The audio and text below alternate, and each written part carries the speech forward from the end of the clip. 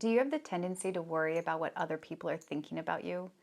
Whether it's your friends or your family members or your colleagues or your boss, or perhaps it's your partner or a total stranger. Whoever it is, being concerned with what other people think about you is a pattern that a lot of people fall into. And in this video, I'm going to share with you a very effective yet simple tool for bringing your attention back to yourself. Before I go into how to bring our attention from focusing on other people's opinions back to ourselves, I want to first take a moment to have compassion for the tendency to do this. This is something that develops in our childhood, where we were completely dependent upon our parents for our well-being. We needed them to notice us, to love us, to accept us, as they were our caregivers, and we needed them to take care of us. So if you were not given the presence, the support, the unconditional love that you needed, then you develop some adaptive behaviors to be able to ensure your survival, to know that you would get noticed and cared for, that somebody would take care of you.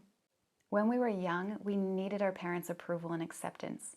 However, that's no longer the case. It is no longer imperative like it was when we were small. And so now we need to update our programming. We need to be able to now self-source instead of outsource our need for validation and acceptance and approval. When you focus your attention on what other people think, you are abandoning yourself in those moments. And so we want to bring our attention back to ourself. This way, if somebody criticizes you or rejects you or abandons you, you are still there with yourself. Just because somebody else rejects you does not mean you need to reject yourself. And this is an important thing for us to learn, because often we are focusing on other people's attention and there's nobody home. And so when we experience some criticism or some potential rejection, then we experience the loneliness and the separation because we are not connected with ourselves. A very effective point of reflection that I have found to bring my attention back to myself is contemplating whose business am I in? This is something that Byron Katie has outlined beautifully. She says there's three kinds of business.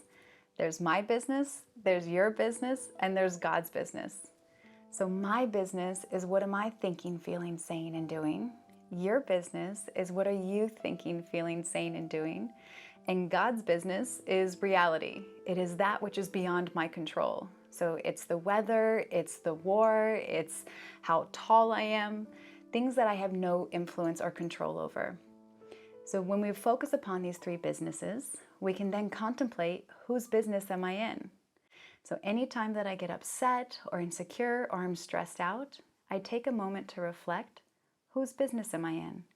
And if I'm off in somebody else's business or God's business, then I come back to myself. It is something that really helps me to land in more presence and surrender. So the next time that you find yourself worrying about a family member or stressed out because there was an accident and now there's lots of traffic, or you're thinking about some unsolicited advice that you're going to give somebody, take a moment to reflect, whose business are you in? This is a fantastic question to live with inside of you.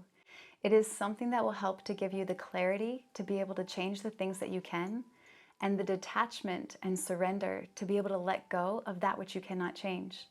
You'll also see that you experience less loneliness and feelings of separation because you'll be staying there with yourself, connected with self, rather than abandoning self and focusing on what other people think about you.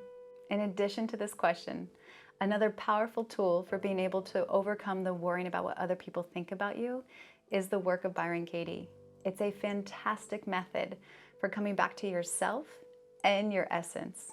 To learn more about this method, click on the link below and it'll take you to my free online course where I teach you in a very thorough way the Work of Byron Katie. It is one of the most effective tools that I have come across.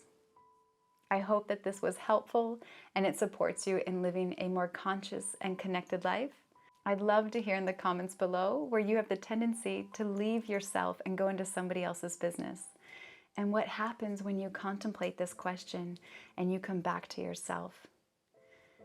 Please like, subscribe, and turn on the notification bell if you would like more of these videos to support you on your path of personal development and living full, free, and fearlessly.